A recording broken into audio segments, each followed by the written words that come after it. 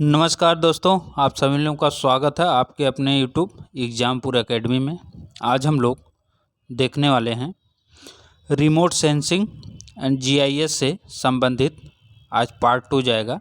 अभी तक हम लोगों ने पार्ट 1 में क्वेश्चन देख चुके हैं। इसमें जितने सारे क्वेश्चन बने हैं उस सभी क्वेश्चनों को हम लोग देखेंगे। जो लोग चैनल पर नए होंगे चैनल को सब्सक्राइब कर लीजिएगा, लाइक शेयर करना मत भूलिएगा। आइए शुरू करते हैं आज के प्रश्न श्रृंखला को,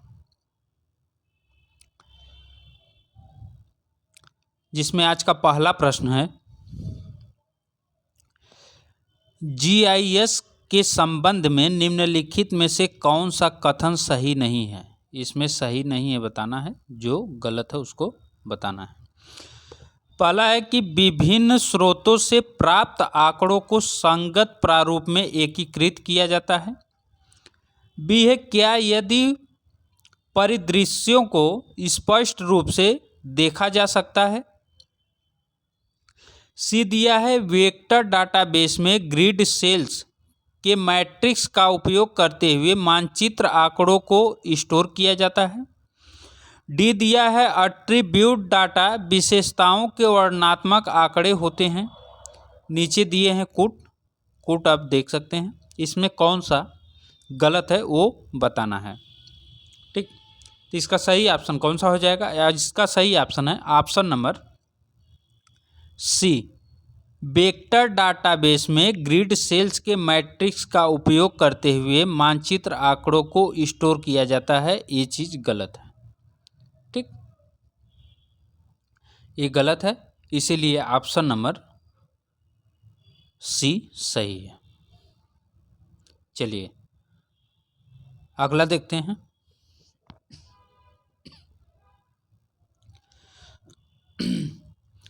अगला प्रश्न है कि निम्नलिखित को ध्यान में रखते हुए मानचित्रों को बड़े से छोटे मापक क्रम में व्यवस्थित कीजिए। सबसे बड़ा से छोटा में इसको बताना है। पहला है भूकर मानचित्र, स्थलाकृतिक मानचित्र, दीवार मानचित्र, ग्लोब। नीचे ऑप्शन दिया हुआ है, इसका मिलान करना है। ठीक, तो इसका सही ऑप्शन कौन सा हो जाएगा। तो इसमें सबसे बड़े से छोटे के मापक में इसको तैयार करना है। तो सबसे जो बड़ा है वो है आपका भूकर मानचित्र, उसके बाद आपका आएगा स्थलाकृत मानचित्र, फिर आएगा दीवार मानचित्र, फिर आएगा ग्लोब मानचित्र। तो ऑप्शन नंबर सी सही है। इसका ऑप्शन नंबर सी सही है क्योंकि ये क्रम से लगा हुआ है। चलिए अगला देखते हैं। अगला प्रश्न है कि किसी भी विषयक नक्शा में निम्नलिखित में से किन पद्धतियों का उपयोग घटनाओं की मौजूदगी, इसकी स्थानिक प्रतिरूप, वितरण एवं फैलाव को दर्ज करने के लिए किया जाता है। ऑप्शन है सममान रेखा मैपिंग, आइसोलाइन, कोरोपैथ मैपिंग, बिंदु विधि मैपिंग। इसका सही ऑप्शन कौन सा है। इसका सही ऑप्शन है ऑप्शन नंबर डी। किसी भी विषयक नक्शा में निम्नलिखित में से किन पद्धतियों का उपयोग घटनाओं की मौजूदगी, इसकी स्थानिक प्रतिरूप, वितरण एवं फैलाव को दर्ज करने के लिए किया जाता है, तो वो बिंदु विधि मैपिंग है। ऑप्शन नंबर डी सही है। चलिए अगला प्रश्न देखते हैं। कथन और कारण का प्रश्न है। दोनों कथन है, कथन 1 कथन 2। इसमें बताना है आपको। फोटोग्राफ मूलतः एनालॉग रूप में तैयार होते हैं, इमेज डिजिटल रूप में तैयार होता है। उपरोक्त कथन के आलोक में नीचे दिए गए विकल्पों में से सबसे उपयुक्त उत्तर का चयन करना है। तो इसका सही ऑप्शन कौन सा हो जाएगा। इसका सही ऑप्शन है ऑप्शन 1 और 2 दोनों सही है। फोटोग्राफ मूलतः एनालॉग रूप में तैयार होते हैं, इमेज डिजिटल रूप में तैयार होता है। ये दोनों सही है। चलिए अगला देखते हैं। अगला है कि कार्टोग्राफी की निम्नलिखित विधियों में से किसमें अंतर्वेशन का प्रयोग किया जाता है। वर्णमात्री विधि, सम्मान रेखा विधि, वर्णिकिता विधि, वर्ण प्रतीकी विधि। इसका सही ऑप्शन कौन सा है। इसका सही ऑप्शन है ऑप्शन नंबर बी, सम्मान रेखा विधि। कार्टोग्राफी में जो है अंतर्वेशन का कौन सा है प्रयोग किया जाता है, तो वो सम्मान रेखा विधि का प्रयोग किया जाता है। ऑप्शन नंबर बी सही है। अगला देखिए, अगला प्रश्न है कि भारतीय उपग्रह भू निरीक्षण उपग्रह 3 EOS-3 जो एक सुदूर संवेदी उपग्रह है कब प्रक्षेपित किया गया, तो ये कब प्रक्षेपित किया गया है इसके बारे में बताना है। 28 फरवरी 2021, 3 मार्च 2021, 12 अगस्त 2021, 11 दिसंबर 2020। सही ऑप्शन है 12 अगस्त 2021 को ये प्रक्षेपित किया गया था। ऑप्शन नंबर सी सही है। चलिए आगे देखते हैं, और ये फेल भी हो गया था किसी तकनीकी खराबी के कारण। अगला प्रश्न है कि नीचे दिए गए कथन जिसमें एक अभिकथन दूसरे को कारण कहा गया है, अभिकथन क्या है ये? सुदूर संवेदन एक भौगोलिक सूचना तंत्र दोनों ही स्थानीय महत्व के तत्वों के विश्लेषण से संबंधित है। कारण आ रहे कि सुदूर संवेदन और भौगोलिक सूचना तंत्र स्थानिक आंकड़ों के महत्वपूर्ण स्रोत हैं। इसमें बताना है ए और आर दोनों सही, आर ए की सही व्याख्या है। ए और आर दोनों सत्य है, परंतु ए और आर की सही व्याख्या नहीं है। ए सत्य है परंतु आर गलत है, ए गलत है परंतु आर सत्य है। इसमें बताना है कौन सा ऑप्शन सही है। तो इसका ए और आर दोनों सही, आर ए की सही व्याख्या भी कर रहे हैं। ऑप्शन नंबर ए सही है। चलिए अगला देखते हैं। अगला प्रश्न है कि निम्नलिखित में से कौन वर्ड क्रम सुदूर संवेदन तकनीक में निवर्णीकरण का पता लगाने के लिए सबसे उपयुक्त होता है? इसमें कौन सबसे उपयुक्त होता है? तापी अवरक्त, दृश्य वर्ड क्रम 0.4 माइक्रो, दृश्य वर्ड क्रम 0.5 माइक्रोन, फाल्स कलर कंपोजिट। इसका सही ऑप्शन कौन सा है? तो इसका सही ऑप्शन है option number D, false colour composite. चलिए अगला देखते हैं। अगला है कि निम्नलिखित में से कौन एक द्विचरीय सहसंबंध विधि नहीं है? इसमें द्विचरीय सहसंबंध विधि कौन सा नहीं है? कार्ल पियर्सन की गुणांक विधि, स्पीयरमैन कोटि संबंध, आंशिक सहसंबंध विधि, न्यूनतम वर्ग विधि द्वारा आगणित। तो इसका सही ऑप्शन कौन सा है? इसका सही ऑप्शन है आंशिक सहसंबंध विधि। ऑप्शन नंबर सी सही हो जाएगा, क्योंकि ये जो है नहीं बताना है तो यही नहीं है। चलिए अगला देखते हैं। अगला है कि प्रदर्शन भिन्न एक संबंधे 50,000 पर बने एक मानचित्र को 2 गुना बड़ा किया गया है। विस्तारित मानचित्र का मापक क्या होगा? ऑप्शन दिया हुआ है नीचे, तो इसमें बताना है कि इसका विस्तारित क्या होगा। तो इसका सही ऑप्शन है ऑप्शन नंबर बी, 1:25,000। ठीक, इसमें होता क्या है कि इसमें जो है 50,000 में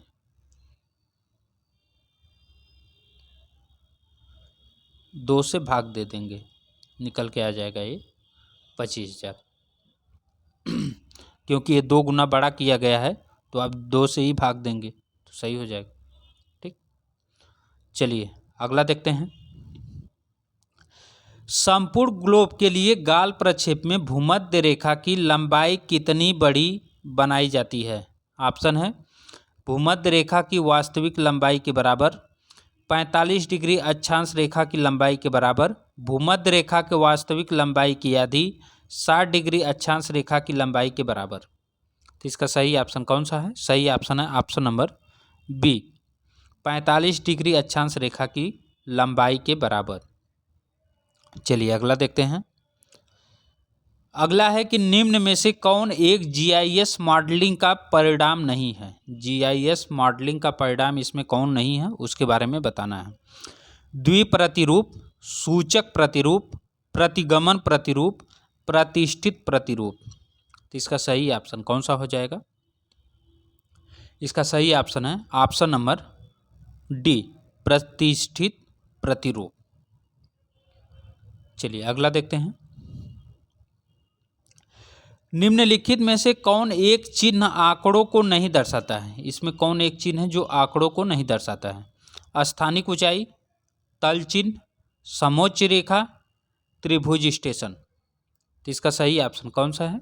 सही ऑप्शन है समोच्च रेखा। ऑप्शन नंबर सी सही हो जाएगा, समोच्च रेखा। अगला देखते हैं। अगला प्रश्न है कि भौगोलिक सूचना प्रणाली जीआईएस का अध्ययन प्रारंभ हुआ। ऑप्शन है 1962 में, 1965 में, 1958 में, 1960 में। सही ऑप्शन कौन सा है? सही ऑप्शन है ऑप्शन नंबर डी 1960 में। चलिए अगला देखते हैं। अगला है कि डीबीएमएस का तात्पर्य है, क्या है तात्पर्य? आंकड़ा आधारित विनिर्माण प्रणाली, आंकड़ा आधारित प्रबंधन प्रणाली, आंकड़ा आधारित प्रबोधन प्रणाली, आंकड़ा आधारित मिश्रित प्रणाली। तो इसका सही ऑप्शन कौन सा है? ठीक, तो इसका बताना है। तो इसका सही ऑप्शन है ऑप्शन नंबर बी, आंकड़ा आधारित प्रबंधन प्रणाली। DBMS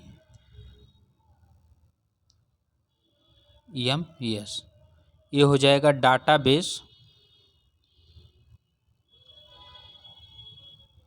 डाटाबेस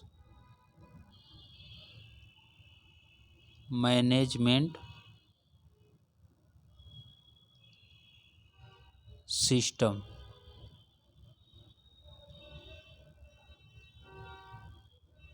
ठीक, चलिए अगला देखते हैं। अगला प्रश्न है कि राजस्व मानचित्र की सहायता से प्रायः क्या प्रदर्शित होता है? सांस्कृतिक विशेषताएं, भूमि उपयोग, नगर आकृति, खनिज संसाधन। इसका सही ऑप्शन कौन सा है उसके बारे में बताना है। तो इसका सही ऑप्शन है ऑप्शन नंबर बी, भूमि उपयोग। राजस्व मानचित्र की सहायता से प्रदर्शित किया जाता भूमि उपयोग को। चलिए अगला देखते हैं। अगला है कि निम्नांकित में से किसने प्रथम बार फोटोग्रामेट्री शब्द का प्रयोग किया था? ऑप्शन है हाक, फिंसर वाल्डर, ए मेडन बोयर, एफ स्टोल्ज। सही ऑप्शन कौन सा है? सही ऑप्शन है ऑप्शन नंबर सी, ए मेडन बोयर। यही फोटोग्रामेट्री का सबसे पहले प्रयोग किए थे। चलिए अगला देखते हैं। अगला है कि निम्न में से कौन एक मापनी का प्रकार नहीं है? कौन एक मापनी का प्रकार नहीं है? रेखात्मक, कथनात्मक, भिन्नात्मक, व्याख्यात्मक। तो इसका सही ऑप्शन कौन सा है? सही ऑप्शन ऑप्शन नंबर डी, व्याख्यात्मक जो है इसका प्रकार नहीं है। चलिए अगला देखते हैं। इसी भिन्नात्मक को निरूपक भी कहते हैं, ये भी याद कर लीजिए, इसी को निरूपक भी कहते हैं। अगला प्रश्न है, निम्नलिखित में से कौन एक मापक का प्रकार नहीं है? वर्नियर, कर्णवत, तुलनात्मक, शंक्वाकार। सही ऑप्शन इसका कौन सा है? तो इसका सही ऑप्शन है ऑप्शन नंबर डी, शंक्वाकार नहीं है, बाकी ये तीनों है। ठीक, इसमें आता है वर्नियर, कर्णवत, तुलनात्मक, विकर्ण मापनी, ढाल मापनी, वर्गमूल, घनमूल, ये सब आते हैं। चलिए अगला देखते हैं। यथाकृतिक प्रक्षेप दर्शाने के लिए उपयुक्त है, क्या है? वायु दिशा, महासागरीय धारा, परिवहन मार्ग, ये सभी। तो इसका सही ऑप्शन कौन सा है? सही ऑप्शन है ये सभी। ठीक, यथाकृत प्रक्षेप दर्शाने के लिए वायु दिशा, महासागरीय धारा, परिवहन मार्ग, ये सभी हैं। अगला है कि एक इलेक्ट्रोमैग्नेटिक स्पेक्ट्रम की सबसे दीर्घ तरंग निम्न में से कौन सी है? Gamma, infrared, radio, X-ray. सही ऑप्शन कौन सा है? तो इसका सही ऑप्शन है रेडियो। रेडियो सही ऑप्शन है। अगला है, निम्नलिखित में से कौन एक यंत्र हवाई फोटोग्राफ में सामान्यतः प्रयुक्त नहीं होता है? स्टेरियोस्कोप, मल्टीप्लेक्स, डंपी लेवल, पैरेलॉक्स बार। तो इसका सही ऑप्शन कौन सा है? तो इसका सही ऑप्शन है dumpy level. Option number C सही है। ये जो है इसका प्रयुक्त नहीं होता है हवाई फोटोग्राफी में, बाकी सभी का होता है। चलिए अगला देखते हैं। अगला है कि निम्नलिखित में से कौन सी देशांतर रेखा अंतर्राष्ट्रीय तिथि रेखा मानी गई है?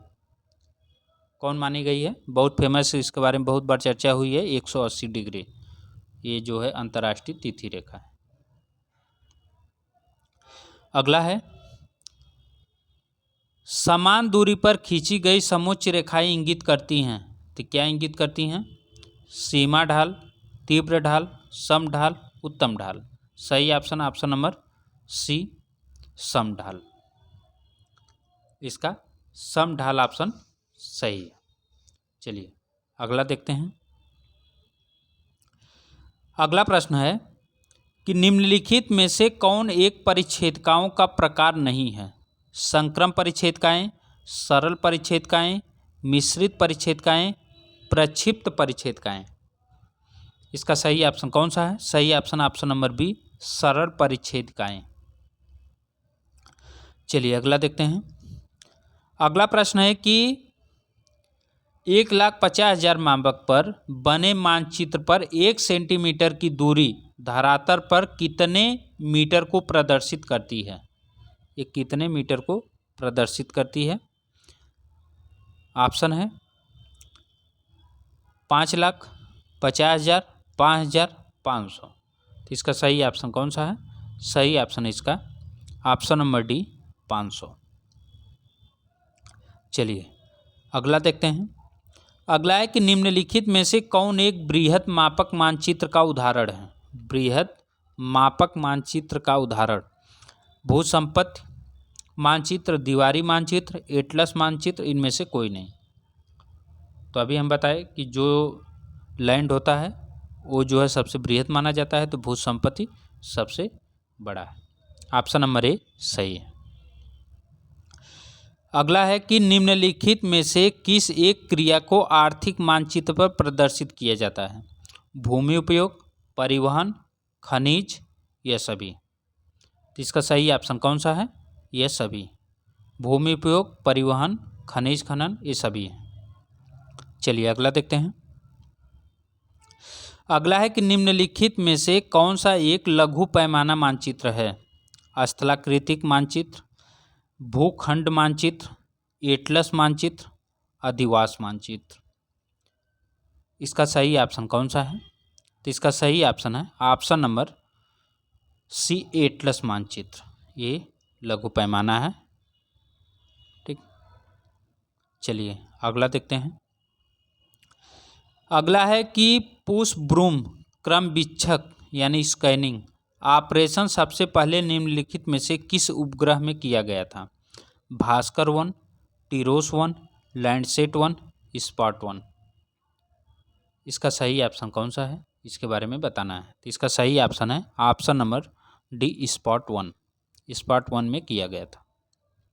अगला है, निम्नलिखित में से किस क्षेत्र में निष्क्रिय माइक्रोवेव रिमोट सेंसिंग का उपयोग किया जाता है? मृदा विज्ञान, खनिज विज्ञान, समुद्र विज्ञान, कृषि विज्ञान। तो इसका सही ऑप्शन कौन सा है? वो है समुद्र विज्ञान। ऑप्शन नंबर सी सही। अगला है,